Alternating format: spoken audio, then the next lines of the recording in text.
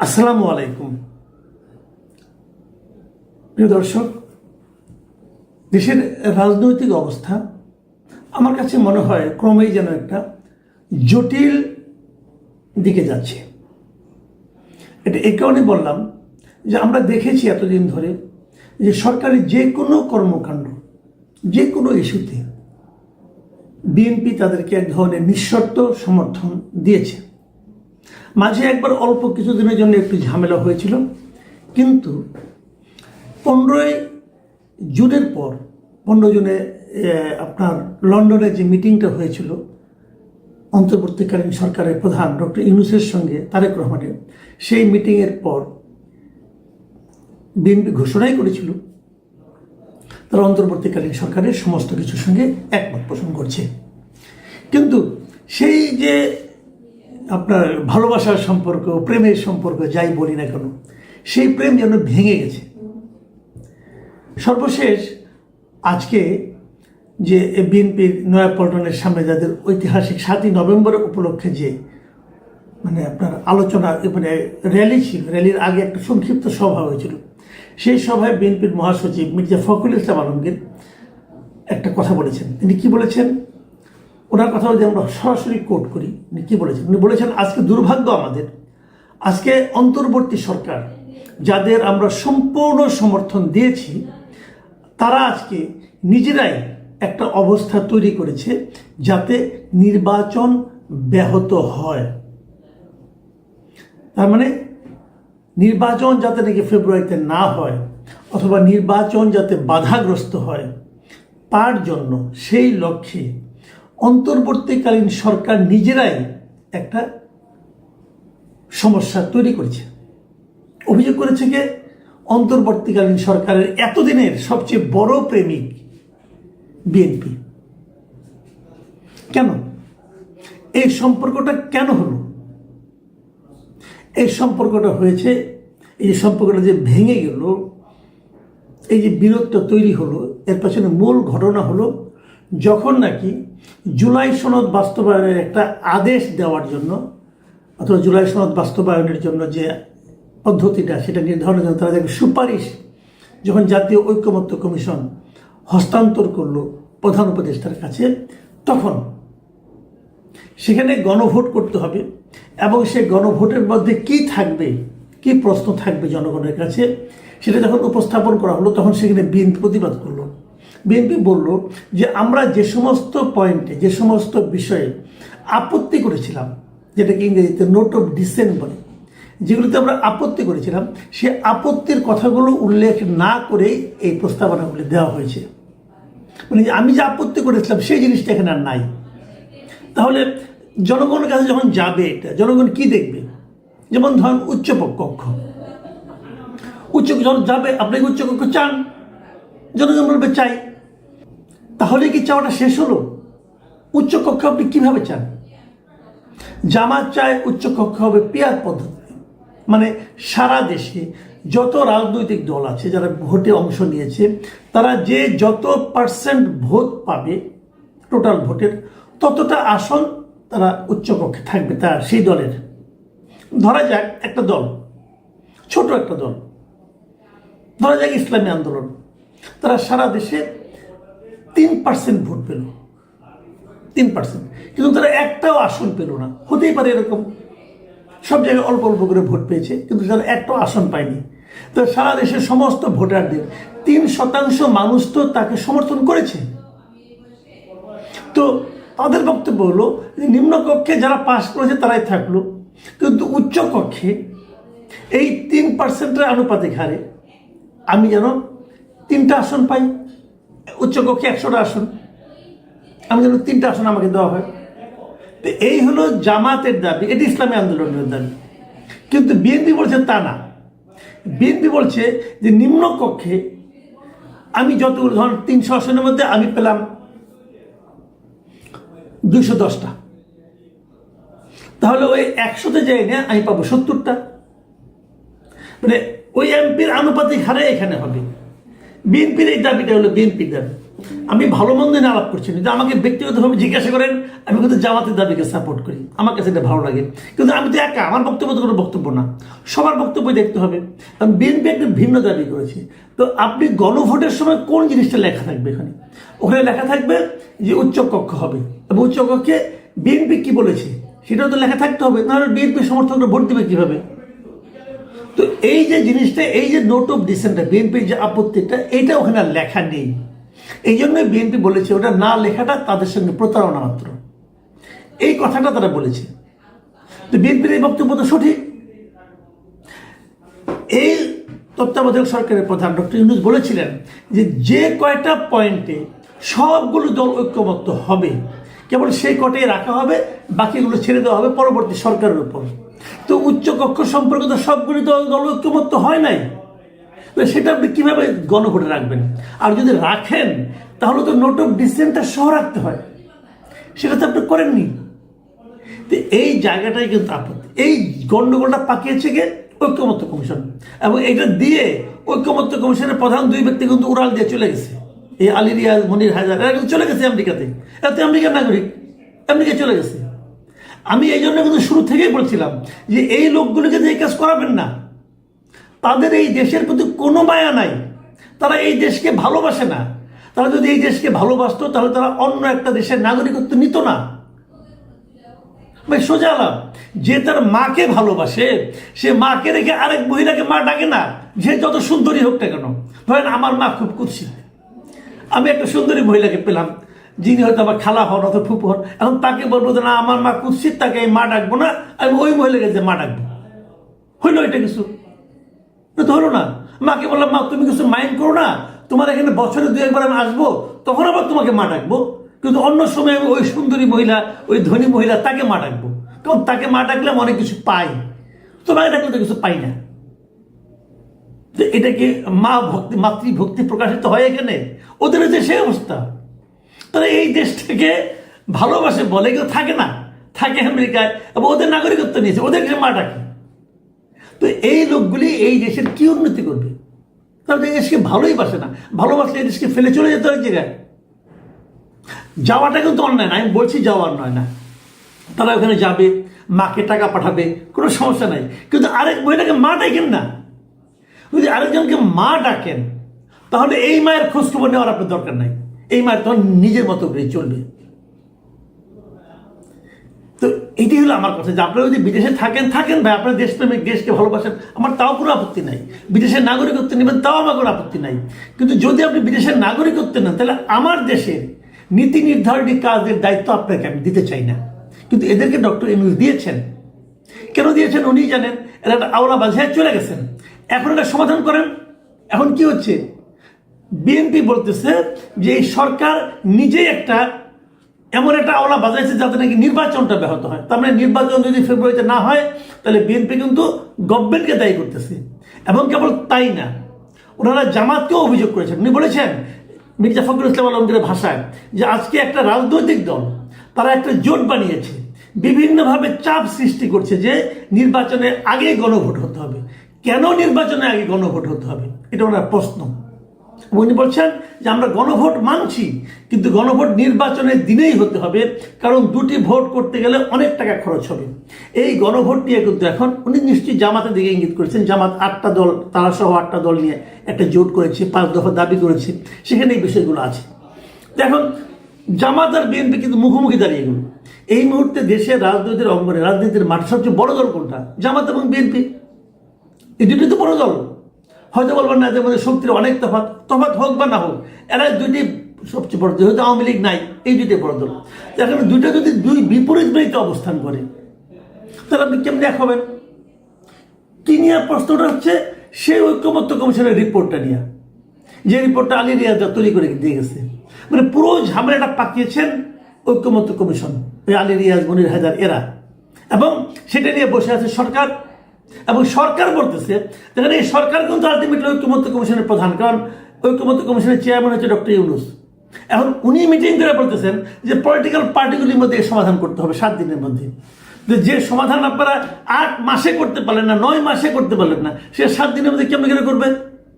আর তাছাড়া যে সমস্যা পাকিয়েছেন আপনি, সেটার সমাধান পলিটিক্যাল পার্টিগুলি কীভাবে করবে? 7 দিনের মধ্যে 4 দিন হয়ে গেছে। এই পলিটিক্যাল পার্টিগুলি কি একবারের জন্য নিজেদের সঙ্গে বসেছে? বসেনি তো, তারা বসেও নি। তাহলে কি হবে? 7 দিন চলে যাবে, তারপর কি হবে?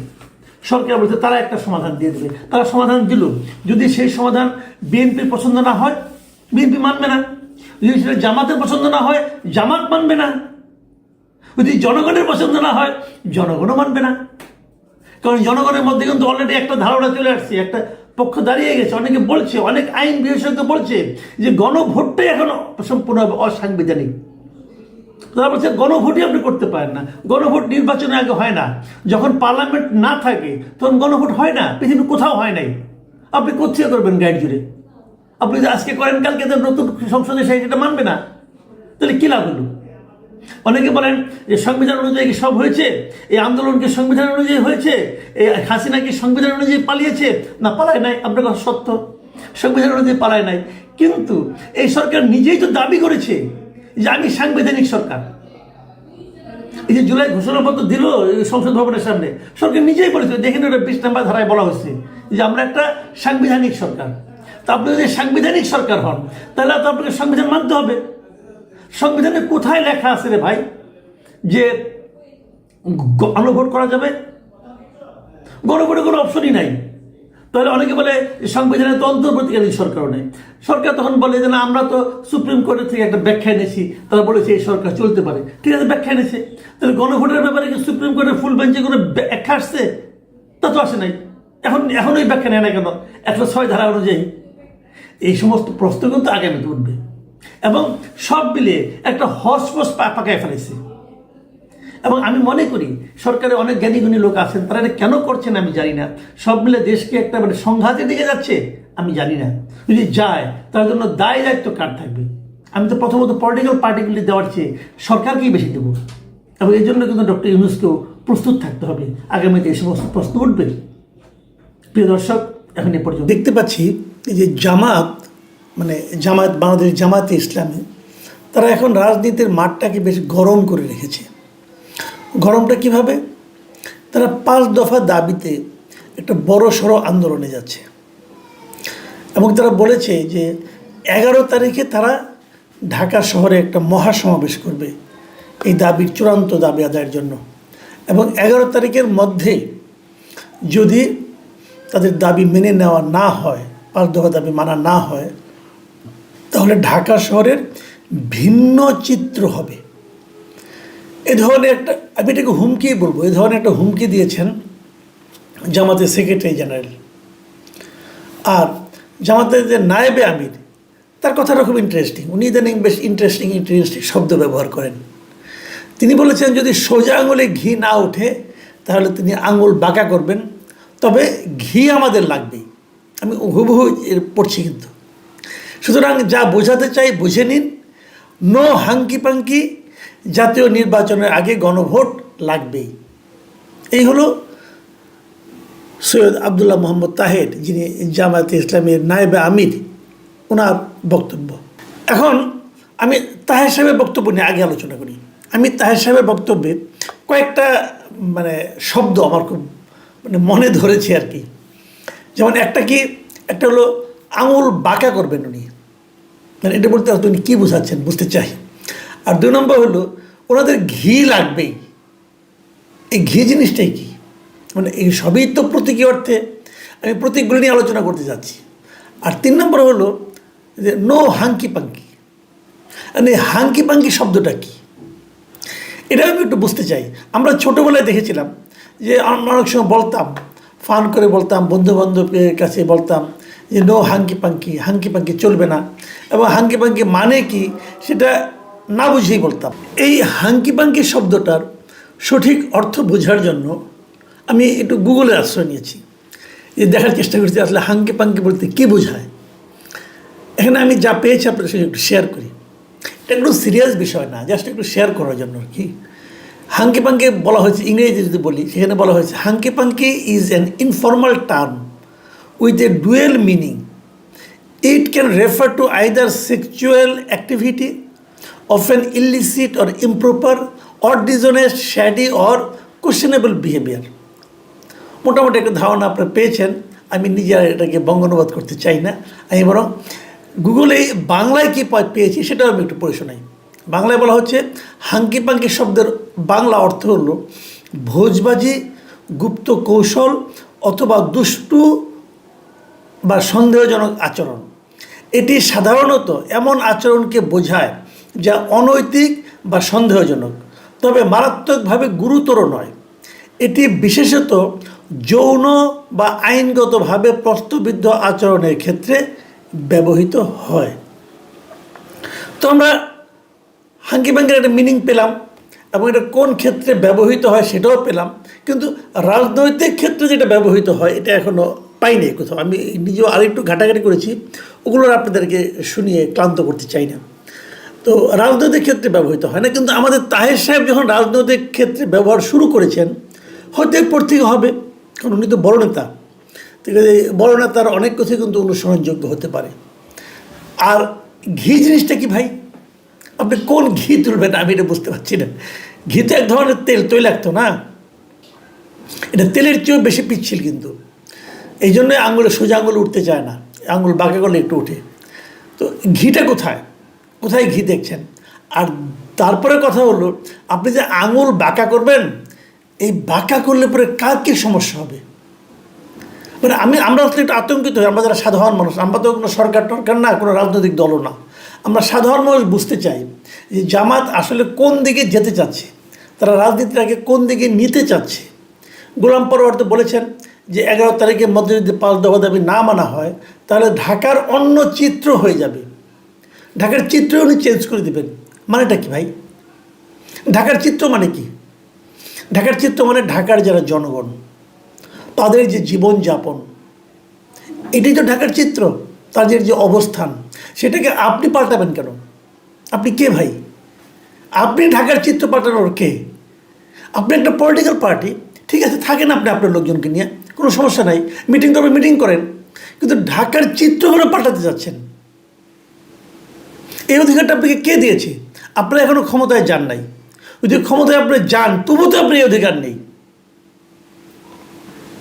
ভাই। মানুষকে ভয় দেখায় না, মানুষকে এ পর্যন্ত গত কিছুদিনে আমি স্বীকার করতে বাধ্য হচ্ছি, গত কিছুদিনে কিন্তু জামাতের গ্রহণযোগ্যতা, জনপ্রিয়তা একটু বেড়েছে। এই জিনিসটা আমার ধারণা সাধারণ মানুষের চেয়ে জামাতের নেতারা বেশি মনে হয় একটু বাড়িয়ে বাড়িয়ে অনুভব করছেন, এবং বাড়িয়ে অনুভব করছেন বলে কথাবার্তার কোনো ব্যালেন্স থাকতেছে না আপনাদের। এই যে ঢাকার চিত্র পাল্টিয়ে দেওয়ার যে হুমকিটা, এটা তো লাগাম ছাড়া কথা ভাই। আমরা তো এই জামাত চাই না। দেখেন, জামাতের কিন্তু একটা ভীতিকর চেহারা আমরা আগে দেখেছি। সেখান থেকে আপনারা কিন্তু অনেক সাধনা করে, অনেক লাথিগুতা খেয়ে, অনেকভাবে নানাভাবে কর্নার্ড হওয়ার পর আপনারা কিন্তু একটা জায়গায় এসে পৌঁছেছেন নিজেদের ধৈর্য, নিজেদের রুচিশীলতা, এগুলোর মাধ্যমে। আবার কি আগের জায়গায় ফিরতে চান? হুমকি দিচ্ছেন কেন? আপনারা আদায় করেন। আপনার কাকে হুমকি দিচ্ছেন? সরকারকে হুমকি দিচ্ছেন। তো সরকারের সঙ্গে তো আপনাদের ভালো সম্পর্ক, আপনারা সরকারের সঙ্গে আমেরিকায় যাচ্ছেন, একই প্লেনে 20 ঘন্টা ভ্রমণ করতেছেন আপনারা। তো আপনাদের তো লোক, সরকারের সঙ্গে আপনার কী সম্পর্ক এটা তো আমরা জানি। অনেক কথা এমনও বলে যে এই সরকার আপনারাই চালাচ্ছেন। তো সেখানে এই সমস্ত হুমকি আপনারা কাকে শোনাচ্ছেন ভাই? এই সমস্ত নাটক করেন না ভাই, প্লিজ। নাটক আমাদের, আপনার কী দাবি? আমি আপনাদের এই দাবিগুলো একটু বলি। আপনাদের সঙ্গে 8টা দল আছে, এই দলগুলিও একটু বলি, লোকজন কি জানুক কোন 8টা দল নিয়ে আপনারা লড়াই করছেন। আপনাদের সঙ্গে আছে ইসলামী আন্দোলন বাংলাদেশ, খেলাফত মজলিস, বাংলাদেশ খেলাফত মজলিস, বাংলাদেশ নিজামে ইসলাম পার্টি, বাংলাদেশ খেলাফত আন্দোলন, জাতীয় গণতান্ত্রিক পার্টি জাগপা এবং বাংলাদেশ ডেভেলপমেন্ট পার্টি। এই পার্টিগুলো নিয়ে আপনারা আন্দোলন করছেন। আপনাদের দাবিগুলো কি? আমি 5টা দাবির সম্পর্কে জনগণকে একটা ধারণা দেওয়ার জন্য আমার মনে হয় বলা দরকার। 1 নম্বর দাবি হলো, 1 নম্বর আসলে 2টা দাবি। 1 নম্বর হলো জুলাই জাতীয় সনদ বাস্তবায়ন আদেশ জারি ও ওই আদেশের উপর চলতি মাসের মধ্যেই গণভোট আয়োজন করা, এটা 1 নম্বর দাবি। 2 নম্বর দাবি হলো ত্রয়োদশ জাতীয় সংসদ নির্বাচনে উভয় কক্ষে পিআর পদ্ধতি চালু করা। 3 নম্বর হলো অবাধ, সুষ্ঠু, গ্রহণযোগ্য নির্বাচনের লক্ষ্যে লেভেল প্লেইং ফিল্ড করা। 4 নম্বর হলো ক্ষমতাচ্যুত আওয়ামী লীগের সকল আওয়ামী লীগ সরকারের জুলুম, নির্যাতন, গণহত্যা, দুর্নীতির বিচার দৃশ্যমান করা। 4 নম্বর হলো স্বৈরাচারের দোসর জাতীয় পার্টি ও 14 দলের কার্যক্রম নিষিদ্ধ করা। এই 5টা দাবি আপনারা চাচ্ছেন। দাবি পূরণ না হলে দুনিয়া উল্টাপাল্টা করে দেবেন আপনারা। আমি একটা দাবি নিয়ে খেলা আলোচনা, বাকিগুলো নিয়ে পরে আলোচনা করা যাবে একদিন। মূল যে দাবিটা আপনাদের এখন এই মুহূর্তে যেটা মূল দাবি, সেগুলো জুলাই জাতীয় সনদ বাস্তবায়নের আদেশ জারি করতে হবে। আদেশটা কে জারি করবে? যখন কোনো জাতীয় সংসদ না থাকবে, আদেশ মানে এক ধরনের আইন, আদেশটা কে জারি করবে? যখন জাতীয় সংসদ না থাকবে তখন কোনো আদেশ জারি করে এভাবে যায় না। যায় কিভাবে? রাষ্ট্রপতি একটা অধ্যাদেশ জারি করে। এতদিনে গত কয়েক মাসে যত আইন হয়েছে সব আসলে অধ্যাদেশের মাধ্যমে হয়েছে। এই যে আপনার যত আইন হয়েছে এখানে সব কিন্তু অধ্যাদেশ, রাষ্ট্রপতি অধ্যাদেশ এগুলো। এবং এগুলো আগামীতে যখন কোনো একটা সংসদ আসবে সেই সংসদেই সবগুলো আইন অধ্যাদেশকে আইনে পরিণত করা হবে, যদি ওই সংসদ অনুমতি দেয়। যদি সংসদ এগুলো অনুমোদন না করে সব যে কটা আইন হয়েছে এর মধ্যে এই অন্তর্বর্তীকালীন সরকার করেছে সব আইন বাতিল হয়ে যাবে। এটাই নিয়ম। তা আপনারা কি চাচ্ছেন? আপনারা তো রাষ্ট্রপতির অধ্যাদেশও চান না। আপনারা চাচ্ছেন যে এই সরকার প্রধান ডক্টর ইউনূস সে আইনটা জারি করবে। তার তো আইন জারি করার কোনো অধিকারই নাই। আইনের ক খ যারা বুঝেন তারাও জানেন এই উপদেষ্টা পরিষদের কোনো রকম আইন জারি করার, আইন তৈরি করার, আইন জারি করার কোনো ধরনের এখতিয়ার নাই। তারা সেটা পারেই না। তারা তো উপদেষ্টা মানে কি বুঝেন? উপদেষ্টা মানে হলো ওনারা কাউকে না কাউকে উপদেশ দিবেন। কাকে উপদেশ দিবেন? ওনারা রাষ্ট্রপতিকে উপদেশ দিবেন। এবং ওনারা এইভাবেই শপথ নিয়েছেন। যখন ওনারা শপথ নিয়েছেন তখন ওনাদেরকে কিন্তু আসলে উপদেষ্টা হিসেবে নিয়োগ করেছে রাষ্ট্রপতি। জিনিসটা মাথায় রাখুন ভাই। আইন তো মানতে হবে আপনাকে। আপনি বলেন আমি কোনো আইন মানি না, আমি যেটা বলবো ওইটি আইন, তাহলে এক কথা। সেটা তো আপনারা করেন নাই। এই গণ অভ্যুত্থানের পর যদি আপনারা সংবিধানকে স্থগিত করে দিতেন, যদি আপনারা সংবিধানকে বাতিল করে দিতেন, যেটা নাকি সাধারণত সামরিক শাসকরা করে, জিয়াউর রহমান করেছিলেন, এরশাদ করেছিলেন, ক্ষমতা নেওয়ার পরে সংবিধান স্থগিত করে দিয়েছিলেন, তখন আপনি যা বলবেন সেটা মার্শাল ল প্রক্লেমেশন হিসেবে থাকলো। পরবর্তী সময়ে সংসদে এটাকে রেটিফাই করা হতো। কিন্তু আপনারা তো তা করেন নাই। আপনারা একটা সাংবিধানিক সরকার। যদি আপনি একটা সাংবিধানিক সরকার হন তাহলে এই সরকার প্রধানের কোনো এখতিয়ারই নাই কোনো আদেশ জারি করার। তাহলে কীভাবে আপনি দাবি করেন? এটা টোটালি একটা অন্যায় দাবি। এই দাবি পূরণ না হলে আপনি ঢাকা শহর অচল করে দেবেন। কেন রে ভাই? আপনাদের লেখাপড়া করার লোক, আইনটা বুঝান। আমি যে প্রশ্নগুলি করছি আমি জানি, যদি জামাতের কেউ দেখেন প্লিজ আমাকে এটা জানান। আপনারা আমার এখানে কমেন্টও লিখতে পারেন, আমি ওই কমেন্টে পরে আলোচনা করব, কোনো সমস্যা নাই। আমি এটা নিয়ে অনেক আইন বিশেষজ্ঞের সঙ্গে আলাপ করছি। তারা বলতেছে এগুলি কী হচ্ছে, এগুলো তো পরে কিছু টিকবে না। দিন তো এখানে শেষ না, আরও তো দিন আসবে। সেই দিনে দেখে রেগুলার গভর্নমেন্ট আসবে, একটা পলিটিক্যাল গভর্নমেন্ট আসুক, একটা গণতান্ত্রিক গভর্নমেন্ট আসুক, আসবে তো। তারা তো এগুলো আলোচনা করবে। এগুলি কিচ্ছু টিকবে না তো। এত সহজ। আপনাদের প্রাথমিক যে ভুলটা আপনার, এমনকি আমি এটাও বলি ভুলটা খেলে ওটা না। আপনারা যখন এই জুলাই ঘোষণাপত্র পড়েছেন এই সংসদ ভবনের সামনে, সেখানেও আপনারা উল্লেখ করেছেন যে এই সরকার একটা সাংবিধানিক সরকার। যদি এটা সাংবিধানিক সরকার হিসেবে আপনারা নিজেরা দাবি করেন তাহলে সেই সরকারের পক্ষে তো সংবিধানের বাইরে যাওয়া সম্ভব না। যদি সংবিধানের বাইরে যাওয়া সম্ভব না হয় তাহলে আপনাদের যে দ্বিতীয় দাবিটা গণভোট আয়োজন করতে হবে নভেম্বরের মধ্যে, সেটাই বা কেমনে হবে? কারণ সংবিধানে তো গণভোট নাই। এই সংবিধানে কোথাও গণভোট নাই। তাহলে আপনি কীভাবে গণভোট করবেন? দেখুন, এগুলো আমি এক ধরনের আলোচনা করলাম, কিন্তু তার চেয়েও বড় কথা হলো ধরলাম যে না সময়ের প্রয়োজনে করতে হবে, তো আপনি করবেন। তো গণভোট করে তো নিয়ম আছে। গণভোট করতে হয় কখন? সারা দুনিয়ার গণভোট দেখেন। সারা দুনিয়ায় গণভোট হয় যে পার্লামেন্টে কোনো একটা সিদ্ধান্ত হয়, সেই সিদ্ধান্তের পক্ষে তখন তারা পার্লামেন্টে সবাই ভাবে আমরা এত বড় একটা সিদ্ধান্ত নিলাম, এই সিদ্ধান্তটা কি জনগণ মানবে? জনগণের সঙ্গে কি এই চিন্তার সঙ্গে সিদ্ধান্ত মিলে?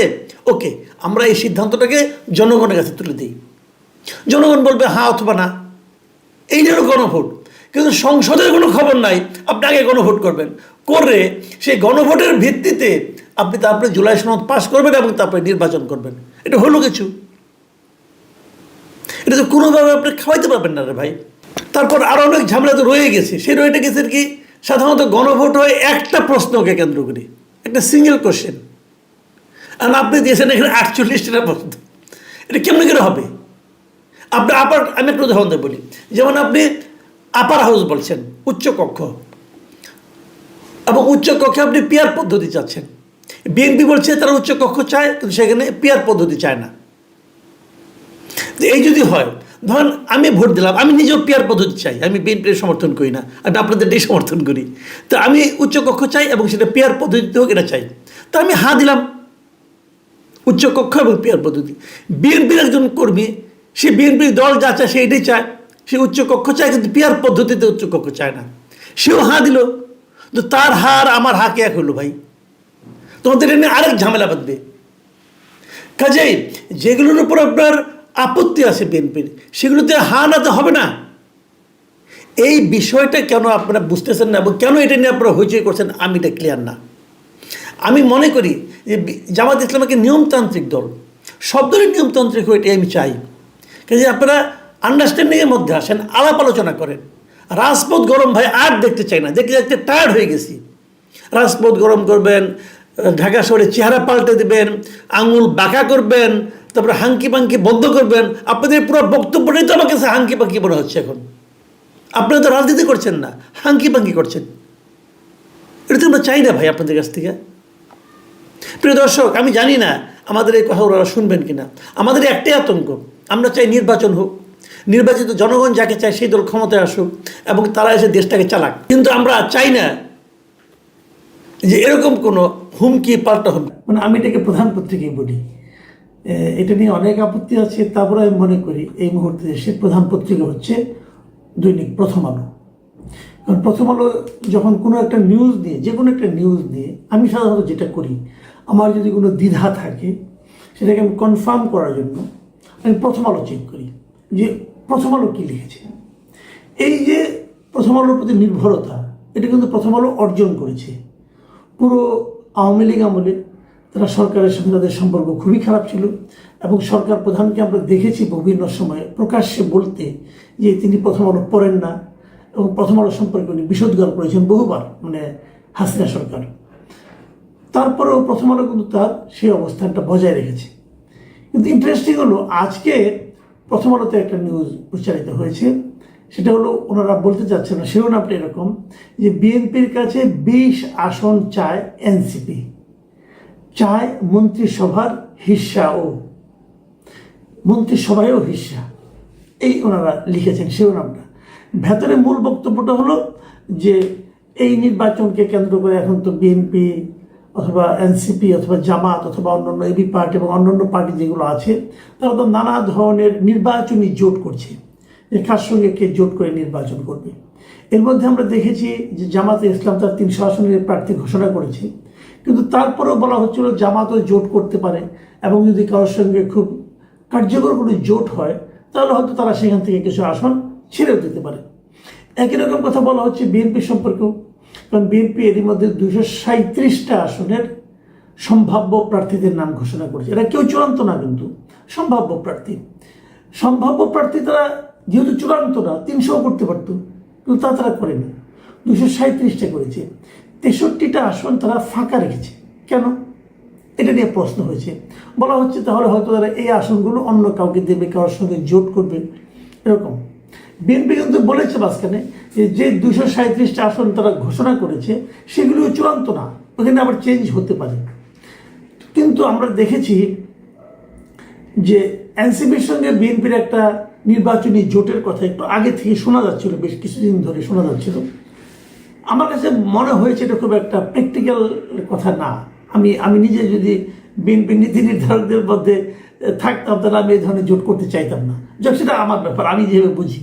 কারণ জোটটা মানুষ কখন করে? যখন দেখে অন্য একটা দল, ছোট দল, সে হয়তো খুব একটা বড় মানে আসন পাবে না, কিন্তু তাদের কিছু ভোট আছে, 10% অথবা 8%, 7% ভোট আছে, এবং কোনো কোনো আসনে বড় দল যেটা আছে ওইখানকার, তার হয়তো ওই 7-8% ভোট নিয়ে একটু দ্বিধা আছে যে ওইটুকু ভোট পেলে হয়তো তারা জয়ী হতে পারে, ওইটুকু ভোট পেলে তার না হলে তারা হয়তো হেরে যেতে পারে। এরকম কিন্তু আমরা আগের নির্বাচনগুলি দেখেছি। কাজে যেমন 96-এর যে নির্বাচনটা হয়েছিল, সেখানে বিএনপি কিন্তু অনেক আসনে এই 500-600 এরকম ভোটে কিন্তু হেরে গিয়েছিল। তারা যদি ওই নির্বাচনে জামাত ইসলামকে সঙ্গে পেত তাহলে হয়তো তারা জিততে পারতো। এই জন্যই তারা 2001 সালে জামাতকে সঙ্গে নিয়ে নির্বাচন করেছে, এবং ওখানে আবার আওয়ামী লীগের জন্য একই ভাগ্য ছিল। কাজে এই জোটটা সাধারণত এভাবে হয়। তো এখানে বিএনপির কিছু কিছু জোটের কিছু তাদের শরিক কিছু দল আছে যাদের সঙ্গে তারা গত 15-16 বছর ধরে আন্দোলন করেছে একসঙ্গে, তাদেরকে তারা কিছু হয়তো আসন দেবে। যেমন গণ অধিকার পরিষদ আছে, তারপর নাগরিক ঐক্য আছে, তারপর এনডিএম, এগুলো আছে কিছু। এদেরকে তারা হয়তো কিছু মানে আসন দেবে এরকম একটা ধারণা অনেকের মধ্যে আছে, প্রচলিত আছে। হতেও পারে, না হতে পারে। কিন্তু এনসিপির সঙ্গে তাদের এরকম একটা সম্পর্ক আছে এটা আমি কখনো শুনিনি। বরং আমি বিভিন্ন সময় দেখেছি এনসিপি বিএনপিকে তীব্র ভাষায় সমালোচনা করে, এনসিপি বিভিন্ন লিডাররা। এই কারণে আমার কাছে মনে হয়েছে যে বিএনপি আর যাই হোক এনসিপিকে সঙ্গে নেবে না। এবং আরেকটা কারণ হলো এনসিপির খুব বেসিক্যালি খুব মানে অসাধারণ কোনো ভোট ব্যাংক আছে, এটাও আমার কাছে কখনোই মনে হয় নাই। এনসিপির যারা শীর্ষ পর্যায়ের নেতা তারাও নির্বাচনে কতটুকু ভালো করতে পারবে, তার এলাকায় তাদের খুব ভালো ভোট আছে, এটা আমার কখনোই মনে হয় নাই। দুই একটা জায়গায় হয়তো তাদের কিছুটা ভোট তাদের আছে, যেমন হাসনাত আবদুল্লাহর যে আসনটা, সেখানে তার একটা পরিচিতি এবং তার একটা জনপ্রিয়তা আছে বলে আমি শুনেছি। আমার কথা বিশ্বাস করেন না, আমি যতটুকু শুনেছি সেটা আমি বলি। এবং হান্নান মাসুদ যে এলাকায় আছেন, ওনার যে বাড়ি হাতিয়াতে, ওখানেও তার কিছুটা জনপ্রিয়তা আছে বলে আমার ধারণা হয়েছে আর কি। তো এরকম দুই একটা আসন ছাড়া তাদের আর কোনো খুব বেশি একটা তাদের জনপ্রিয়তাও খুব একটা আছে ওই এলাকায়, এটা আমার কাছে কখনোই মনে হয় নাই। তাহলে তার সঙ্গে বিএনপি নির্বাচনী জোট করতে যাবে কেন, কী লাভ? 3টা পয়েন্ট। একটা হলো এর সঙ্গে জোট করলে আপনার ক্ষমতায় যাওয়াটা নিরঙ্কুশ হয়, দ্বিধাহীন হয়, সন্দেহমুক্ত হয়, এটা একটা। দ্বিতীয় কারণ হলো এখানে তাদের অনেক ভোট আছে, সেই ভোটগুলি তারা প্রায় জয় হয়েই যাবে হয়তো বা, তাহলে তাকে একটু আমরা হেল্প করি, এটা একটা।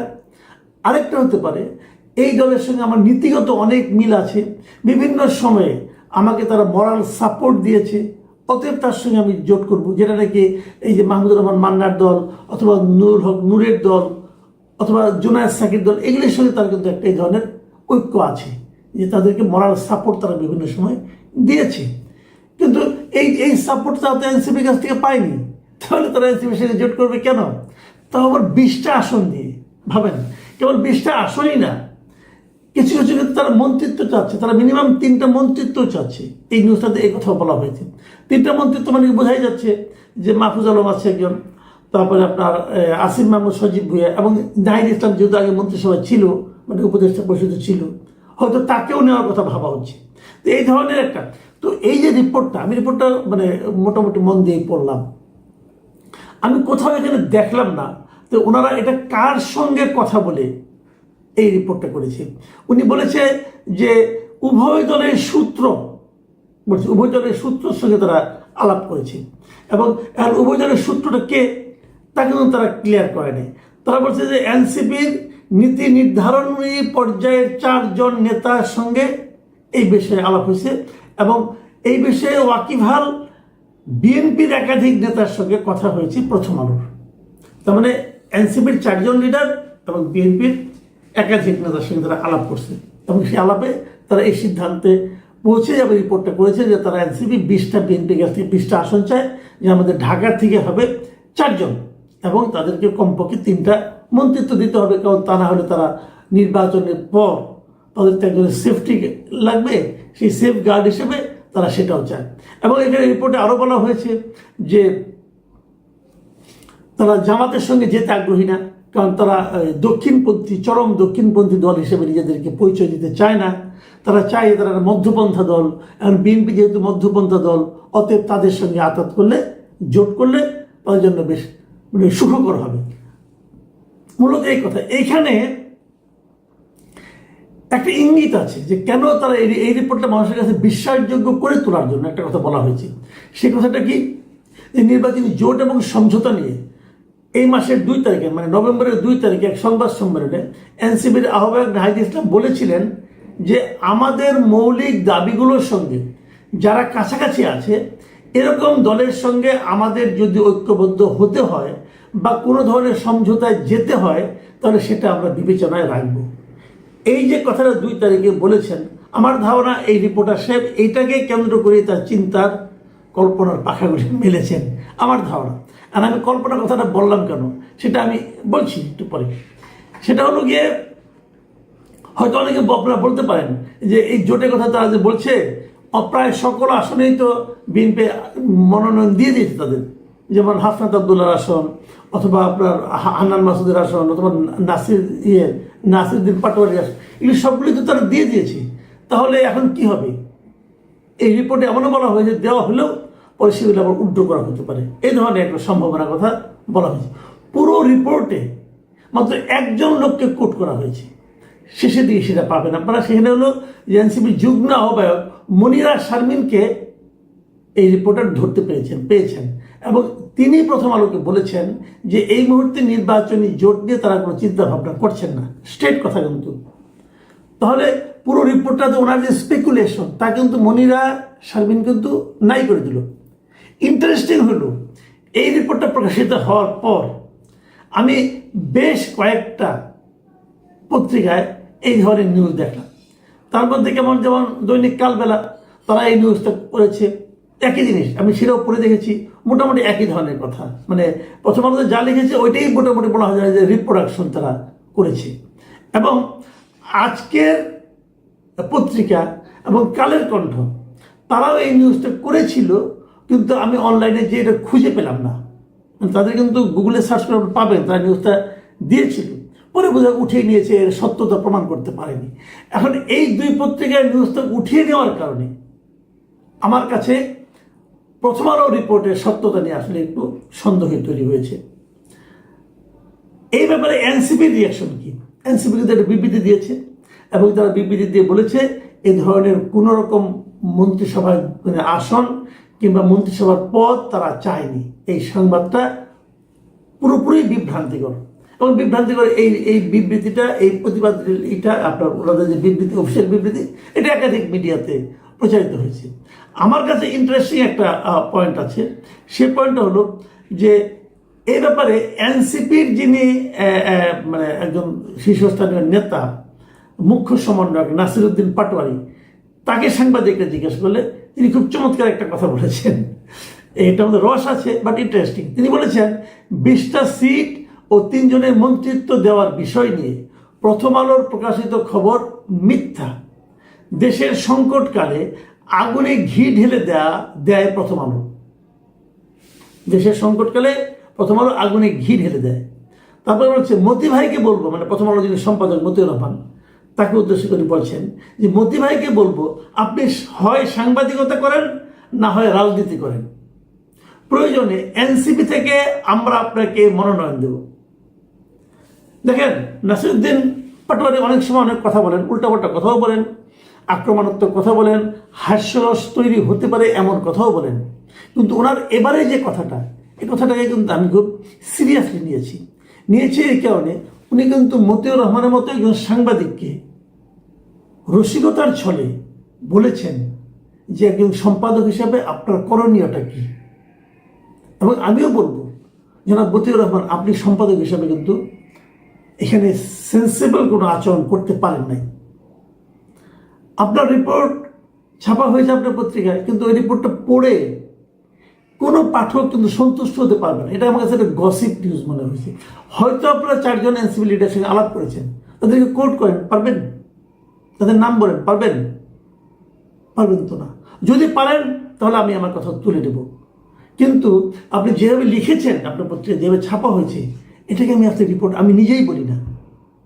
দেখুন, আমি নিজে টানা প্রায় 15-16 বছর রিপোর্টিং করেছি। আগে যে ছোটো রিপোর্টার হয়তো ছিলাম, কিন্তু আমরা কিন্তু এই জিনিসটা মানতাম যে যদি আমরা না আনতাম, কোনো কমেন্ট না আনতাম, মানে একটা এই ধরনের সবই যদি মানে এই নির্ভরযোগ্য সূত্র, নাম প্রকাশ অনিচ্ছুক বলি আমরা, তখন আমাদের ওই সময় আমি যার সঙ্গে কাজ করতাম মিস্টার তোয়াব খান, তিনি বলতেন যে দেখো ওরকম নির্ভরযোগ্য সূত্র, নাম প্রকাশে অনিচ্ছুক সূত্র, এটাগুলোকে বানিয়ে লেখে, এটা আমরাও বুঝি, আমার পাঠকরাও বুঝি। আমি রিকোয়েস্ট করবো প্রথম আলোর সম্মানটা আপনি রক্ষা করুন। আর পাশাপাশি আমি আরেকটা কথা বলি, আমি নিজে পার্সোনালি মনে করি বিএনপির সঙ্গে এনসিপির নির্বাচনে আঘাত হবে না, একেবারেই হবে না। আর 3টা মন্ত্রিত্ব, এটা তো ইম্পসিবল। আর যদিও আতাত হয়, যারা বিএনপির সঙ্গে আতাত করে তারা এরই মধ্যে কিন্তু বেশ আতঙ্কে আছেন এই কারণে যে আতাত করলে পরে নির্বাচনী জোট করলেন, সেখানে বিএনপি তার কোনো প্রার্থী দিলেন না, কারণ না দিলে পরে কি হবে, উনি দাঁড়াবেন। কিন্তু তাতে কি বিএনপি যারা সমর্থক অথবা বিএনপি যারা নেতা তারা কি বসে থাকবে নাকি? তারা দেখবে স্বতন্ত্র দাঁড়ায় গেছে। সেই স্বতন্ত্র প্রার্থীর কাছে এই সমস্ত ছোট দলের বড় নেতাদের মানে ভয়ঙ্কর রকম পরাজয় হবে, নাস্তানাবুদ হয়ে যাবেন আপনারা। যদি আপনারা ধানের শীষ পেতেন, যদি ধানের শীষের প্রতীক দিয়ে নির্বাচন করতে পারতেন, তাহলে তো আপনাদের একটা আশা ছিল।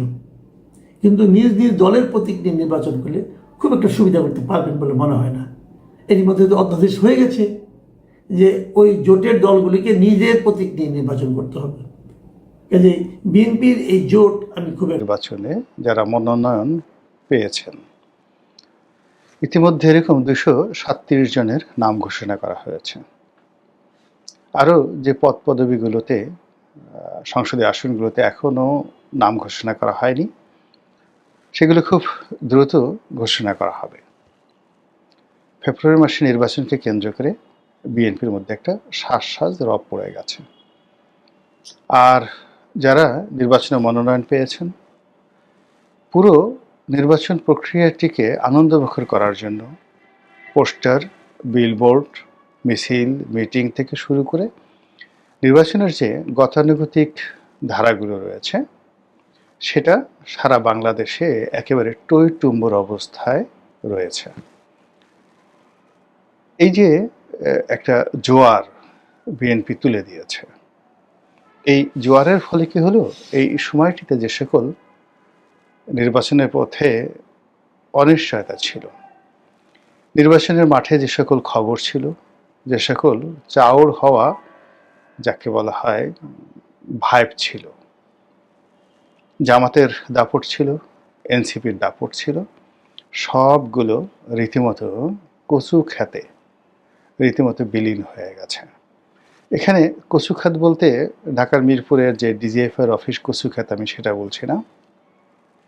এটাকে আমরা যেমন কথায় কথায় বলি না, কচু পাতার পানি, কচু গাছে গলায় দড়ি দেওয়া, এমনি মানে একেবারে কচু খাতে বিলীন হয়ে যাওয়া, মানে এটা আর ওখান থেকে নতুনভাবে ফিরে আসবে কোনো গুজব, বিএনপি বিরোধী কোনো প্রচারণা, প্রোপাগান্ডা, এটা বজ্রপাত ছাড়া, মানে আমরা যেটাকে বলি ঠাডা পড়া, এরকম ঠাডা পড়া ছাড়া আর নতুন কোনো খবর দ্বারা এই জোয়ারকে পেছনে ফেরানো সম্ভব নয়।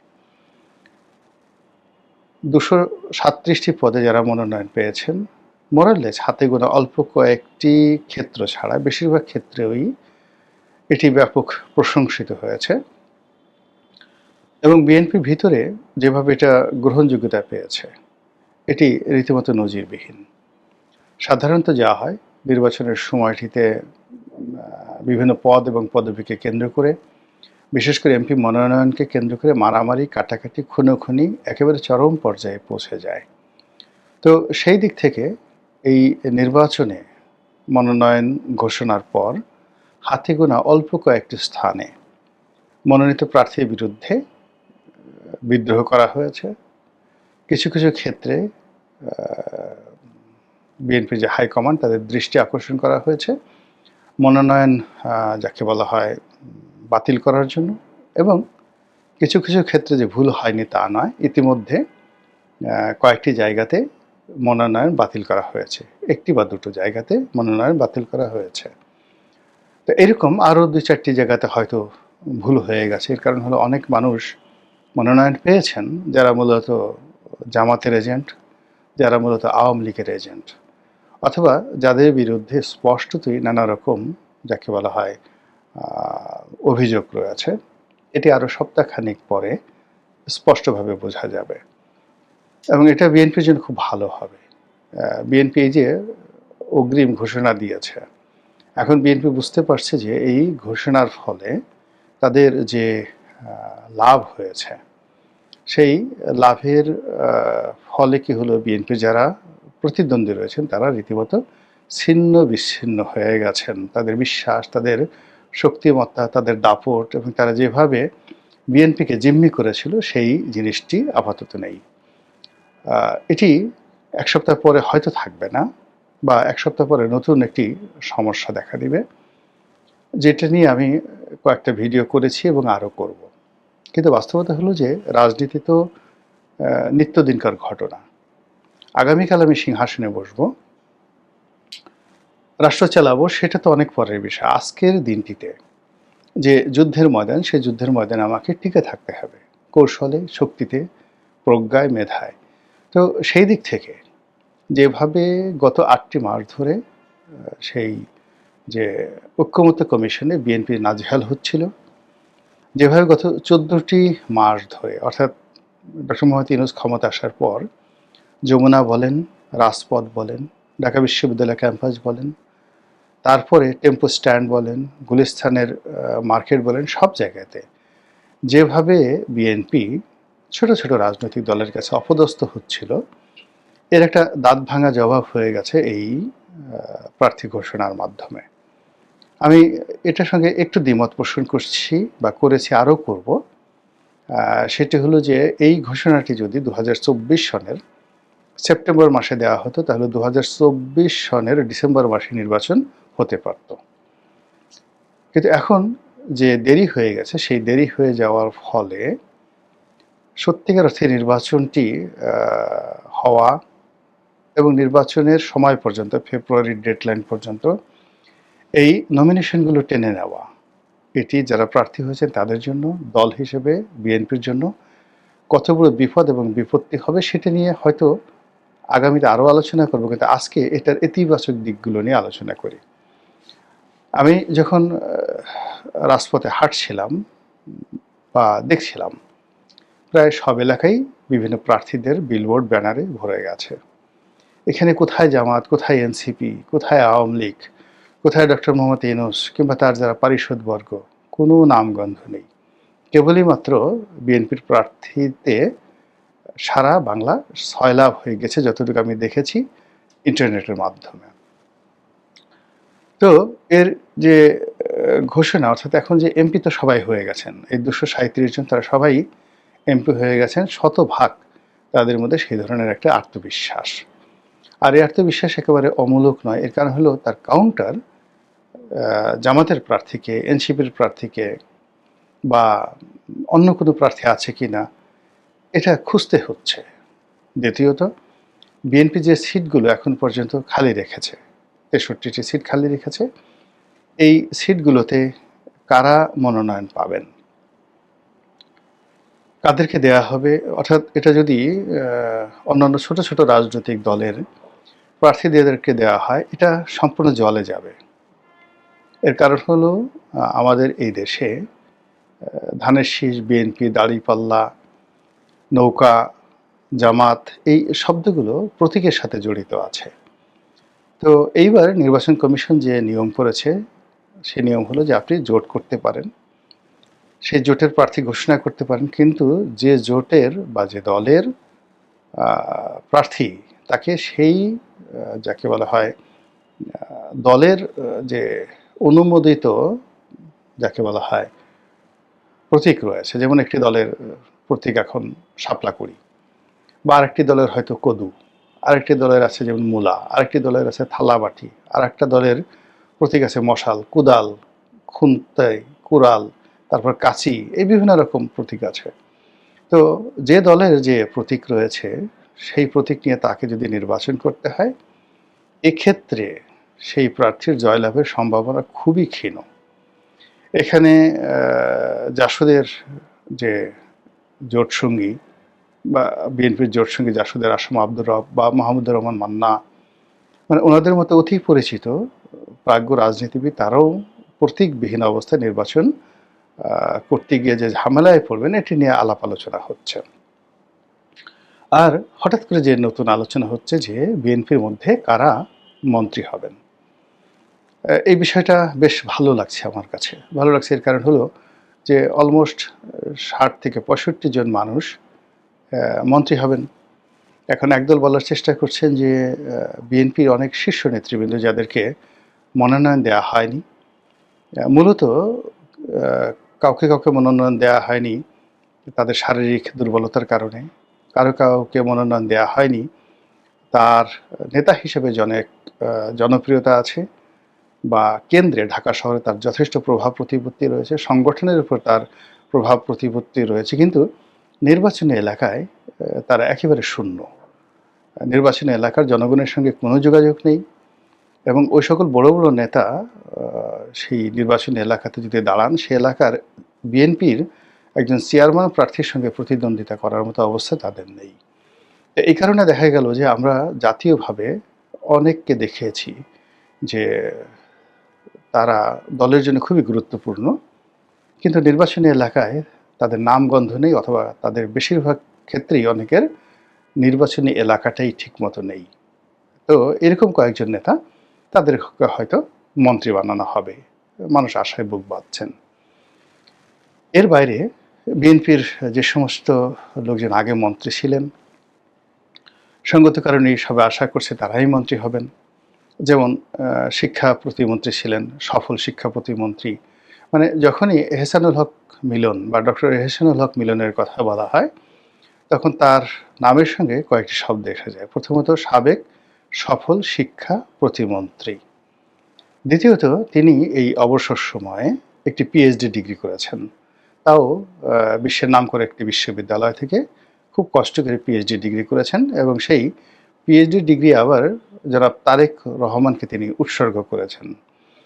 তো সেই যে পিএইচডি ডিগ্রি তিনি নিয়েছেন ডক্টর এহসানুল হক মিলন, তারপর সাবেক সফল শিক্ষা প্রতিমন্ত্রী, এবং 2018 সনে তিনি দলের মনোনয়ন না পাওয়ার পরেও তাকে যেহেতু এইবার মনোনয়ন দেওয়া হয়েছে, সঙ্গত কারণে এইবার তাকে মন্ত্রী বানানো হবে। কি মন্ত্রী বানানো হবে? একেবারে শিক্ষামন্ত্রী। কিন্তু সমস্যা হলো যে এখানে কি তাকে শিক্ষামন্ত্রী নাকি শিক্ষা প্রতিমন্ত্রী বানানো হবে? আমার মতে তাকে শিক্ষামন্ত্রী বানানো হবে, কিন্তু এখানে মন্ত্রণালয় দুটো। শিক্ষামন্ত্রী যিনি কলেজ এবং মাধ্যমিক বিশ্ববিদ্যালয় এই পর্যায়ে দেখেন, আরেকটি হলো প্রাথমিক এবং গণশিক্ষা মন্ত্রী। যদিও প্রাথমিক এবং গণশিক্ষা মন্ত্রী এই মন্ত্রণালয় অনেক বড়, কিন্তু তারপরে সিনিয়র জুনিয়রের ব্যাপার আসে। যেহেতু ডক্টর ওসমান ফারুক সাবেক শিক্ষামন্ত্রী, তিনিও মনোনয়নপ্রাপ্ত হয়েছেন, এবং তিনি শিক্ষাবিদ অনেক বড়। এক্ষেত্রে মন্ত্রণালয় কোনটা দেয়া হবে এটা নিয়ে এক ধরনের স্নায়ুযুদ্ধ চলতে থাকবে। কিন্তু আমি নিশ্চিত যে এহসানুল হক মিলনের যে ক্যারিশমা আর ডক্টর ওসমান ফারুক তার যে ব্যক্তিত্ব, এই দুয়ের মধ্যে যদি মানে প্রতিযোগিতা শুরু হয়, তাহলে সেক্ষেত্রে নেগোসিয়েশন করার ক্ষমতা, ক্যারিশমা, এটা জয়লাভ করবে। অর্থাৎ এহসানুল হক মিলন শিক্ষামন্ত্রী হবেন, আর উনি ওসমান ফারুক যাকে বলা হয় প্রাথমিক এবং গণশিক্ষা মন্ত্রী হতে পারেন, যদি আগের ধারাবাহিকতা থাকে। এখন নতুন যদি তারেক রহমান সাহেব কাউকে দেন, সেটি নিয়ে পরে আলোচনা করব। এখানে স্বরাষ্ট্রমন্ত্রী হিসেবে লুৎফুজ্জামান বাবর, তিনি একেবারে ধরে বসে আছেন যে নিশ্চিত তিনি বিজয়ী হবেন। আবার নতুন করে পরিপূর্ণ, এবার কোনো প্রতিমন্ত্রী নয়, একেবারে স্বরাষ্ট্রমন্ত্রী হয়ে যাবেন লুৎফুজ্জামান বাবর। তাহলে আলতাফ হোসেন চৌধুরীর কি হবে? তিনি তো সাবেক বাণিজ্যমন্ত্রী ছিলেন, সাবেক যাকে বলা হয় স্বরাষ্ট্রমন্ত্রী ছিলেন। এবার হয়তো তাকে একটা মন্ত্রণালয় দেওয়া হবে। সেক্ষেত্রে প্রতিরক্ষা মন্ত্রী, এখন নতুন একটা ট্রেন্ড চালু হয়েছে ডক্টর মোহাম্মদ ইউনূসের জামানাতে।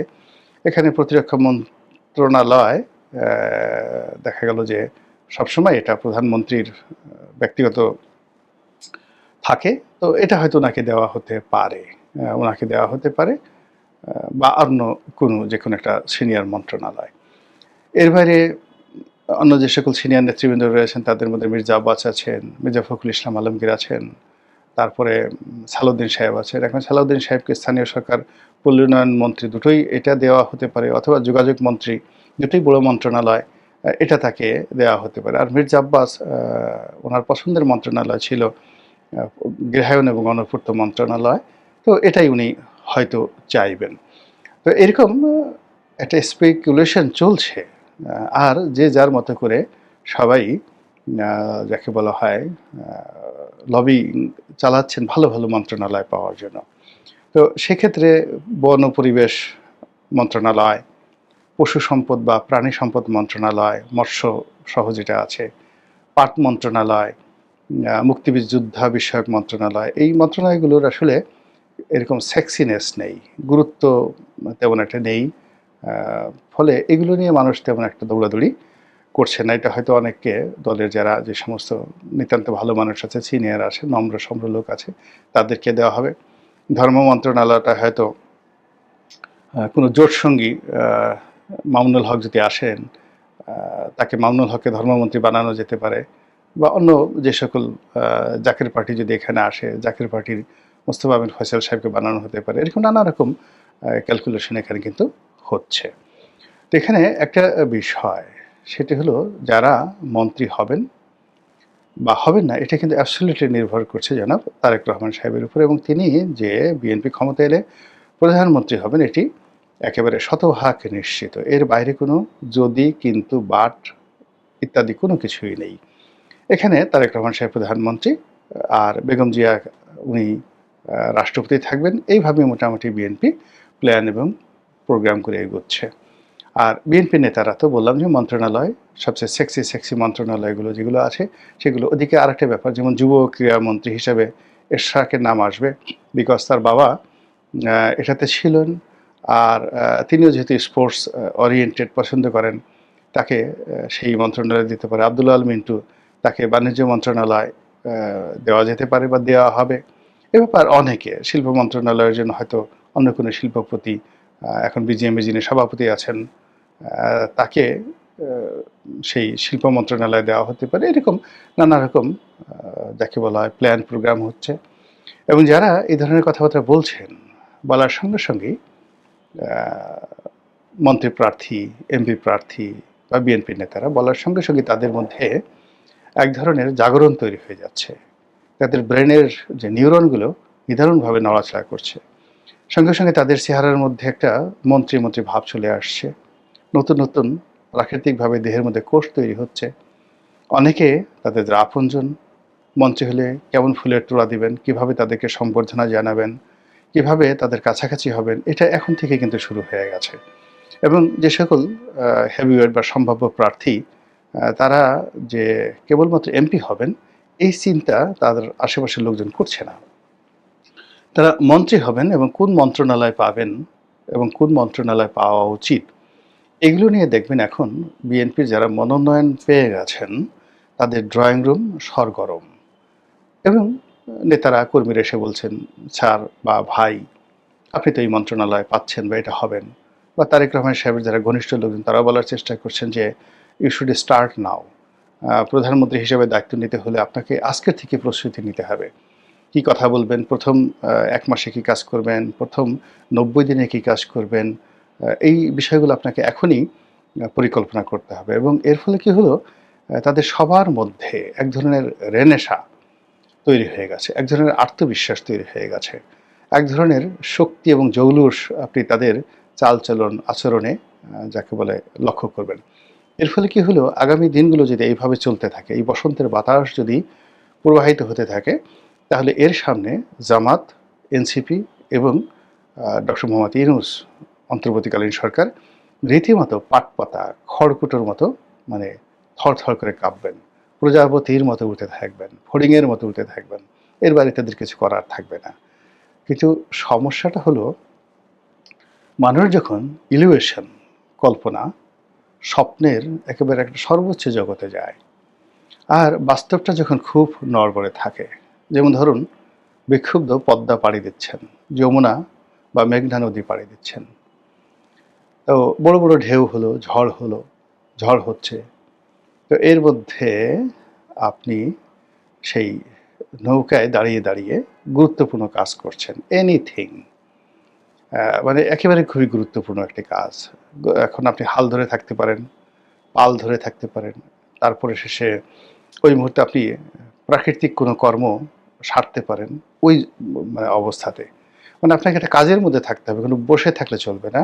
ছোট একটা ডিঙ্গি নৌকা, বোঝার চেষ্টা করুন, ঝড়ের মধ্যে পড়েছে, তা আপনি কিছু একটা করছেন, সেখানে কিছু একটা করছেন এবং সেটা গুরুত্বপূর্ণ, এবং ওটা ওই মুহূর্তে আপনি না করলে আপনার চলবে না। যেমন আপনি নৌকা ফুটো হয়ে গেছে, আপনি পানি সেচছেন, আপনি তারপরে পাল ধরে আছেন, হাল ধরে আছেন, দাঁড় টানছেন, বৈঠা টানছেন, বা আপনি কোনো প্রাকৃতিক কর্ম করছেন, আপনার খুবই ক্ষুধা লাগছে, আপনি খানা খাচ্ছেন, পায়খানা করছেন, পেশাব করছেন, হোয়াট এভার এনিথিং, মানে আপনার ওখানে ওই মুহূর্তে ওই কাজ ছাড়া অন্য কোনো কাজ করার কোনো সুযোগ নেই। আর ওই কাজ করতে করতে গিয়ে আপনি হঠাৎ স্বপ্নে বিভোর হয়ে গেছেন। আপনার বিয়ে হবে, আপনি মানে নদী পার হবে সেটা পরের ব্যাপার, আপনার বিয়ে হচ্ছে, বাসর ঘরে যাচ্ছেন, আপনার স্ত্রীর সন্তান হচ্ছে, আপনার স্নেহময় সন্তান সন্ততি আপনার দিকে আসছে এগিয়ে, এরকম নানা রকম আপনি স্বপ্ন দেখছেন। হঠাৎ করে একটা ঢেউ এলো। আপনার স্বপ্নের অবস্থা কী হবে, কর্মের অবস্থা কী হবে, আর আপনার অবস্থা কী হবে, এটা বোঝার চেষ্টা করুন। নর্মালি যেটা হয়, মানুষ যখন খুব গুরুত্বপূর্ণ কর্মের সময় ইলিউশন দ্বারা আক্রান্ত হয়, স্বপ্ন দ্বারা আক্রান্ত হয়, কল্পনা দ্বারা আক্রান্ত হয় এবং কৌশল করতে থাকে। যুদ্ধের ময়দানে কৌশল হয় না, যুদ্ধের শুরুর আগে কৌশল করে, কিন্তু যুদ্ধ যখন শুরু হয় তখন সেখানে শক্তিমত্তা প্রদর্শন করতে হয়, কোনো কৌশল না, জাস্ট প্র্যাকটিস অ্যান্ড পাওয়ার। তো ওই সময়টিতে যদি আপনার কোনো স্বপ্ন পেয়ে বসে আর আপনার উপরে যদি কোনো আঘাত আসে, সেই আঘাত হওয়ার পরে আপনার যে স্বপ্নের বেলুনটি ফুস করে টুস করে ফটাস করে ফেটে যাবে।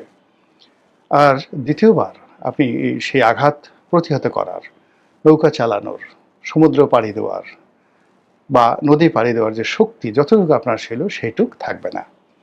বিএনপির এই যে এখন স্বপ্ন বিলাসী, বিএনপির যে উচ্ছ্বাস আবেগ, সেই জায়গাতে যদি ন্যূনতম একটু আঘাত লাগে, সেটা প্রশাসন থেকে, রাজনৈতিক প্রতিপক্ষ থেকে কিংবা অন্য কোনো প্রাকৃতিক কারণে, সঙ্গে সঙ্গে সবার মধ্যে এমন ভয়, এমন আতঙ্ক বা এমন যাকে বলা হয় ভয় এবং ভীতি পেয়ে বসবে। ফলে যারা মন্ত্রী হওয়ার জন্য কোট কিংবা টাই বা ভালো জুতোর কথা চিন্তা করেছেন, এমপি হওয়ার পর যারা আরও অনেক কিছু চিন্তা করেছেন, পরে দেখা গেল যে গুরুত্বপূর্ণ শরীরের যে গুরুত্বপূর্ণ বস্ত্র সেটি জায়গা মতো আছে কি না সেটাও দেখা গেল সেই বিপদের সময় অনেকের মনে নাও থাকতে পারে। এই জন্য সবার প্রতি আমার অনুরোধ যে বাস্তবতায় ফিরে আসুন এবং যা হয়েছে সেটিকে নিয়ে আনন্দ বা উল্লসিত হওয়ার দরকার নেই। এটিকে বাস্তবায়ন করার জন্য যে পরিকল্পনা দরকার, সেই পরিকল্পনাটা এগুন, পরিকল্পনা নিয়ে, এবং ধরে নিন যে সামনে অতীতে যে বাধাগুলো বিএনপির ছিল তার চেয়ে আরও 3 গুণ বাধা আপনাকে অতিক্রম করতে হবে, এবং সেই বাধা কিভাবে আপনি অতিক্রম করবেন সেই বিষয়গুলো যদি মাথায় থাকে তাহলে আপনার ফলাফল তুলনামূলকভাবে ভালো হবে। মহান আল্লাহ আমাদের সবাইকে হেদায়েত দান করুন এবং হেফাজত করুন। আসসালামু আলাইকুম রহমতুল্লাহি ওবরকাতুহু। না হয় ইত্যাদি ইত্যাদি নানা রকম এরকম যারা বঞ্চিত এবং শোষিত তারা সবসময় এই ধরনের কথাবার্তা বলে থাকেন। কিন্তু বাস্তবতা হলো যে এই 237টি অর্থাৎ 237 237টি আসনে যে প্রার্থীতা ঘোষণা করা হয়েছে তার মধ্যে একটি বাতিল করা হয়েছে আর একটি সম্ভবত বাতিল হয়ে যাবে, এই দুটো। আর যে 63টি আসনে ঘোষণা করা হয়নি সেখানে হয়তো ঘোষণা করা হবে। এর ফলে বিএনপির মধ্যে এখন যে একটা হোমোজেনিয়াসনেস তৈরি হয়েছে, দেশ নিয়ে, প্রতিদ্বন্দ্বী নিয়ে, অন্য রাজনৈতিক দল নিয়ে কোনো কিছু নিয়ে চিন্তা ভাবনা করার সময় তাদের নেই। যারা ঘোষণা করেছেন তারা মনে করছেন যে ইতিহাসের একটা অন্যতম গুরুত্বপূর্ণ কাজ তারা করে ফেলেছেন। দ্বিতীয়ত বিএনপির যারা প্রতিপক্ষ এই মুহূর্তে বাংলাদেশে আছেন, জামাত এবং অন্যান্য যে সকল দল, তারা আপাতত একেবারে অনেকটা নিশ্চুপ হয়ে গেছেন। এর কারণ হলো যে এখানে সুনামিটা এত বড়, ঘূর্ণিঝড়টা এত বড়, ওটাকে সামাল দেওয়ার মতো অবস্থা বাংলাদেশের কোনো রাজনৈতিক দলের নেই, কেবলমাত্র আওয়ামী লীগ ছাড়া। আর বাংলাদেশে যারা আওয়ামী লীগের নেতাকর্মী রয়েছেন তারা এখন যাকে বলা হয় অনেকটা বাস্তবতা বলি, মানে তারা এখন বিএনপির যারা লোকজন রয়েছে তাদেরকে রিকোয়েস্ট করছে তোমরা স্বতন্ত্র দাঁড়াও, যারা নমিনেশন পায়নি। আওয়ামী লীগের লোকজন বলছে আমরা ভোট দেব। এর কারণ হলো নির্বাচন কিন্তু একটা রোগের মতো, এখানে যখন স্লোগান হয়, তারপরে এখানে যখন প্রতিযোগিতা হয়, তখন যারা প্রতিপক্ষের লোকজন তাদের ভীষণ রকম তারা অপমান বোধ করে, কষ্টের মধ্যে থাকে। তো তো বিএনপির লোকজন মিছিল করবে, মিটিং করবে, তার সমপর্যায়ের একটা মিটিং জামাতের লোক করতে না পারলে তাদের রাজনীতি থাকে না। আবার ওদিকে ঘরের মধ্যে যে সকল আওয়ামী লীগের লোকজন রয়েছে তারা বিএনপির প্রার্থীর বিরুদ্ধে মিছিল করতে হবে এবং যে কোনো একটা কলাগাছ দাঁড় করিয়ে হলেও তাদেরকে নির্বাচনে আনার জন্য আওয়ামী লীগের যারা তৃণমূল পর্যায়ে নেতাকর্মী রয়েছেন তারা রীতিমতো পাগলামো করছেন। ফলে স্বতন্ত্র প্রার্থীর ছড়াছড়ি শুরু হয়ে গেছে। বিএনপির অনেক লোক, আওয়ামী লীগের অনেক লোক, ব্যবসায়ী যারা নিরপেক্ষ, মানে তাদের পেছনে বিএনপির বিক্ষুব্ধ লোক, তারপরে আওয়ামী লীগের যারা ভোটার তারা, এমনকি অন্যান্য ছোট ছোট রাজনৈতিক দলের যারা নেতাকর্মী তারা ভালো প্রার্থীর পেছনে রীতিমতো লাইন দিয়েছে এবং পাগল বানিয়ে ফেলছে। ফলে গ্রামে গঞ্জে নির্বাচনের একটা জোয়ার শুরু হয়ে গেছে। তো এই যে একটা জোয়ার, সেই জোয়ারের ফলে যে রাজনীতির মেরুকরণ তৈরি হয়েছে, এই জোয়ারের ফলে যে রাজনীতির সমীকরণ তৈরি হয়েছে, এতে করে বিএনপি ইতিহাসের সবচেয়ে মারাত্মক ঝুঁকির মধ্যে পড়ে গেছে। বিএনপির কেন্দ্রীয় কমান্ড আর শেখ হাসিনা গত 14 মাসের মধ্যে সবচেয়ে সুখময় যে সময়, এই সময়টি বিএনপির এই প্রার্থী ঘোষণার পর তারা সেটা পেয়ে গেছে। এর ফলে শেখ হাসিনা, তিনি নিজে, তার দল এবং তার যারা লোকজন রয়েছেন এখন প্রবাসে তারা, এবং একই সঙ্গে তাকে যারা মদত দিচ্ছেন দিল্লির পররাষ্ট্র মন্ত্রণালয়, প্রতিরক্ষা মন্ত্রণালয় এবং বিশেষত অজিত দোভাল, এই টেবিলগুলো ভীষণ রকম যাকে বলা হয় ব্যস্ত সময় পার করছে। ভারতীয় পত্রপত্রিকায় নানা রকম যাকে বলা হয় উস্কানি দেওয়া শুরু হয়েছে। আপনারা ইতিমধ্যে শুনেছেন যে আমাদের দিনাজপুরের ওই অঞ্চলে যে শিলিগুড়ি চিকেন নেক রয়েছে, সেই শিলিগুড়ি চিকেন নেক নিয়ে ভারতীয় পত্রপত্রিকা, ভারতীয় ইউটিউবার যারা রয়েছে, কন্টেন্ট ক্রিয়েটর, তারা কী ধরনের উস্কানিমূলক কন্টেন্ট তৈরি করেছেন। অন্যদিকে যে সকল আওয়ামী লীগের লোকজন দেশের বাইরে থেকে কন্টেন্ট তৈরি করছেন তারাও শিলিগুড়ি নেক নিয়ে বা চিকেন নেক নিয়ে যে সকল বক্তব্য দিচ্ছেন, যে সকল যুদ্ধের দামামা বাজাচ্ছেন, ওটা আসলে বাংলাদেশে বসে আমরা এগুলো বলতে পারবো না, আর সম্ভবও নয়। তো এনিওয়ে, আমি যেটা গুরুত্ব বোঝানোর জন্য যে এটাকে একটা মোক্ষম সময় হিসাবে বেছে নিয়েছে দিল্লি, অজিত দোভাল, আওয়ামী লীগের যারা লোকজন আছে, সেটা হলো গণ্ডগোল লাগানোর জন্য, কমপ্লেক্স তৈরি করার জন্য, জটিলতা তৈরি করার জন্য, এবং যাকে বলা হয় বিএনপিকে রাজনৈতিকভাবে শেষ করে দেওয়ার জন্য। তো সেটা কিভাবে এবং কেনই বা শেখ হাসিনা এই সময়টাতে উল্লাস প্রকাশ করছেন এবং হাসি দিচ্ছেন? প্রথম কারণ হলো, গত এই 14 মাসের মধ্যে এই প্রথমবার বিএনপিকে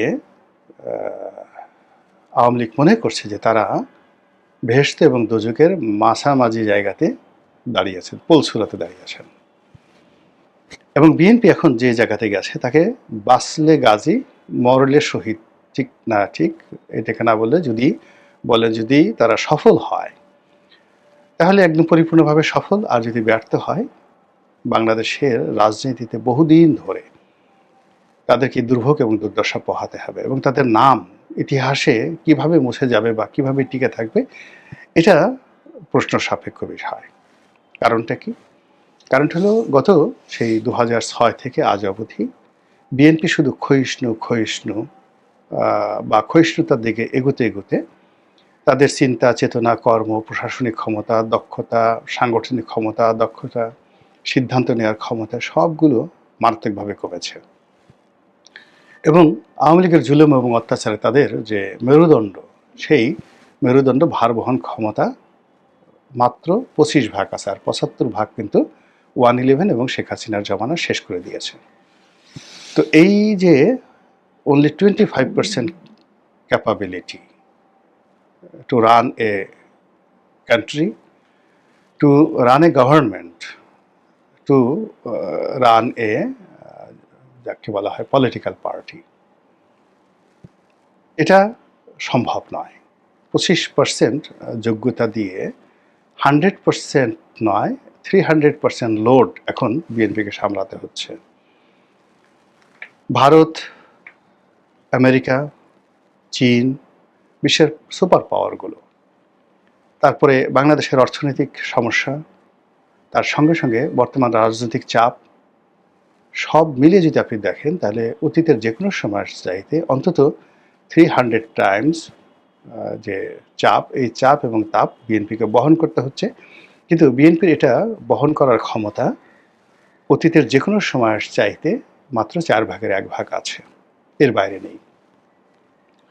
ফলে কি হলো, গত 14টি মাসে তাদের যে ভুল হয়েছে, ভ্রান্তি হয়েছে, বা তাদের যে দুর্ভোগ হয়েছে, দুর্দশা হয়েছে, দুর্নাম হয়েছে, বদনাম হয়েছে, এ সব কিছু তারা মিনিমাইজ করার চেষ্টা করেছে নেগোসিয়েশনের মাধ্যমে। তারা জামাতের সঙ্গে নেগোসিয়েশন করেছে, এনসিপির সঙ্গে নেগোসিয়েশন করেছে, ডক্টর মোহাম্মদ ইউনূসের সঙ্গে নেগোসিয়েশন করেছে। কিন্তু যেই মুহূর্তে তারা প্রার্থিতা ঘোষণা করেছে, সঙ্গে সঙ্গে তারা সিঙ্গেল হয়ে গেছে, সিঙ্গুলার নাম্বার হয়ে গেছে। এখন এই মাঠে বিএনপি ছাড়া যারা আছে সবাই বিএনপির প্রতিদ্বন্দ্বী অথবা বিএনপির শত্রু। কেউ বিএনপির বন্ধু এই মুহূর্তে রাজনৈতিক অঙ্গনে নেই।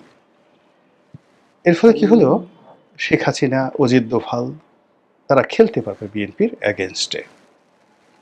তারা এখন ইচ্ছা করলে জামাতের সঙ্গে বন্ধুত্ব করতে পারবে, গোপনে বা প্রকাশ্যে। তারা ইচ্ছা করলে এখন ডক্টর মোহাম্মদ ইউনূসের সঙ্গে সম্পর্ক করতে পারবে, গোপনে অথবা প্রকাশ্যে, ভারতের মাধ্যমে অথবা তারা নিজেরা সরাসরি। তারা এখন ইচ্ছা করলে বিএনপির বিদ্রোহী প্রার্থীদেরকে নিয়ে খেলতে পারবে, বিনিয়োগ করতে পারবে। বিভিন্ন জায়গাতে বিএনপির যারা প্রার্থী হয়েছে সেই প্রার্থীর বিরুদ্ধে তারা বিদ্রোহ করাতে পারবে, বিপ্লব করাতে পারবে, মিছিল করাতে পারবে, মিটিং করাতে পারবে এবং প্রার্থীর জীবন তছনছ করে দিতে পারবে। অনেক জায়গাতে দেখুন যে বিএনপির প্রার্থীদের বিরুদ্ধে যে মিছিল হচ্ছে, এখানে দেখবেন যে মদদ দিচ্ছে বিএনপির লোকজন, যতটা দিচ্ছে তার চেয়ে বেশি মদদ দিচ্ছে আওয়ামী লীগের লোকজন। ফলে প্রতিটি নির্বাচনী এলাকা রীতিমতো এক একটা মৃত্যুকূপে পরিণত হয়েছে। আমি যেহেতু নির্বাচন করেছি, আমার একটা নির্বাচনী এলাকা আছে, ফলে এই জিনিসটি প্র্যাকটিক্যালি বাস্তবে কতটা ভয়ঙ্কর হয়ে পড়েছে এটা আমি ঢাকাতে বসে টের পাচ্ছি, প্রতিটা মুহূর্তে টের পাচ্ছি। ফোন ধরতে ধরতে মানে মানে জান বের হয়ে যাচ্ছে, এবং ফোনে এখন কথা বলছি না, বেশিরভাগ 90% ফোন বলতে গেলে এখন অ্যাভয়েড করছি। তো কাজেই প্রতিটি 300টি আসনে এখানে বিএনপির জন্য একটা 300টি মরণ ফাঁদ, 300টি মৃত্যুকূপ, 300টি ট্রায়াঙ্গেল তৈরি হয়ে গেছে, বারমুদার ট্রায়াঙ্গেলের মতো। আর এখানে বিভিন্ন অ্যাঙ্গেলে, 300টি অ্যাঙ্গেলে খেলার সুযোগ এসে গেছে শেখ হাসিনার, এবং তিনি এই কাজে খুব অভ্যস্ত। তার লোক আছে, টাকা আছে, এবং ধরুন সে সীমান্ত এলাকা যেমন যশোর, চাঁপাইনবাবগঞ্জ, কুষ্টিয়া, নীলফামারী, দিনাজপুর, সিলেট, এই অঞ্চলে, তারপরে পার্বত্য চট্টগ্রাম, কক্সবাজার, এই অঞ্চলে শেখ হাসিনা যদি খেলতে চান, তিনি যেভাবে ইচ্ছা সেভাবে এই বিএনপির প্রার্থীর সঙ্গে খেলতে পারেন। এবং এখন এই যে বিএনপির প্রার্থী যারা ঘোষণা হয়েছে এবং যারা নির্বাচনী এলাকায় নির্বাচনে ব্যস্ত, মাত্র 8 থেকে 10টি অকারেন্স যদি ঘটে, 10টি বিরূপ ঘটনা ঘটে, বেশি দরকার নেই, মাত্র 10, only 10, এটা জাস্ট 1-2 ব্যাপার, তুলি মারার বিষয়। এটা আওয়ামী লীগের আসতে হবে না, এই কাজে আওয়ামী লীগ জামাতকে দ্বারা ঘটাই দিতে পারে, বিকজ এই সীমান্ত এলাকাগুলোতে জামাতের যথেষ্ট প্রভাব আছে, প্রতিপত্তি আছে, এবং সেই কাজটি জামাত করবে না বা আওয়ামী লীগ করবে না, এই গ্যারান্টি আপনাদেরকে কে দিল? আর এই কর্মকাণ্ডকে মোকাবেলা করবে, এটার জন্য যে প্রশাসন দরকার, যে সাংগঠনিক ভিত্তি দরকার, যে শক্তিমত্তা দরকার, যে কানেক্টিভিটি দরকার, তার একটাও বিএনপির নেই। বিএনপির মামলাগুলো সচল আছে, দুর্নীতি দমন কমিশনে যে মামলাগুলো চলছিল সেই মামলাগুলো আগের মতোই চলছে, সবাইকে হাজিরা দিতে হচ্ছে, এবং তারা কতটা মানসিকভাবে বিষণ্ণ, বিপর্যস্ত এবং অপদস্থ এই রাষ্ট্র দ্বারা, তার উদাহরণ হলো যে এই যে বিএনপি মনোনয়ন পেলেন এহসানুল হক মিলন, ডক্টর এহসানুল হক মিলন।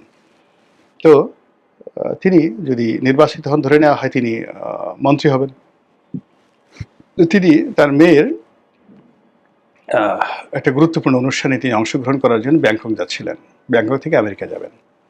এয়ারপোর্ট থেকে তাকে রীতিমতো গলা ধাক্কা দিয়ে, ঘাড় ধাক্কা দিয়ে তাকে বলা হলো যে আপনি বিদেশ ভ্রমণ করতে পারবেন না। বিএনপির পক্ষ থেকে একটা টু শব্দ করা হয়েছে, প্রতিবাদ করা হয়েছে, কোনো একটা বক্তব্য দেওয়া হয়েছে, বা ডক্টর মোহাম্মদ এহসানুল হক মিলন